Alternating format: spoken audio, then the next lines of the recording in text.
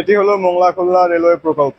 মোংলা বন্দরের গতিশীলতা বৃদ্ধি এবং দক্ষিণ পশ্চিমাঞ্চলে ব্যবসা বাণিজ্য ও আমদানি রপ্তানি বাড়াতে 2010 সালে 21 ডিসেম্বর জাতীয় অর্থনৈতিক পরিষদের নির্বাহী কমিটি প্রকল্পটি অনুমোদন দেয়।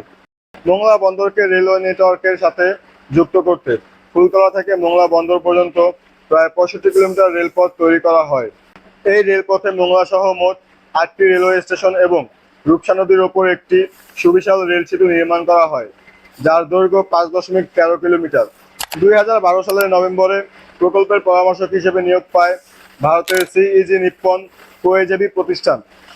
এরপর রেল লাইন তৈরির জন্য 2015 সালের 20 অক্টোবর ভারতের ঠিকাদারি প্রতিষ্ঠান ইরকন ইন্টারন্যাশনাল লিমিটেড এবং ব্রিজ তৈরির জন্য ওই বছরের 24 আগস্টে ভারতের লারসেন অ্যান্ড টাউব নামে ঠিকাদারি প্রতিষ্ঠানের সাথে চুক্তি হয়। এরপর প্রকল্পের কাজ শুরু হয় 2016 সালের অক্টোবরে। 2019 সালে কাজ শেষ হওয়ার কথা থাকলেও নির্মাণ কাজ শেষ হয়নি।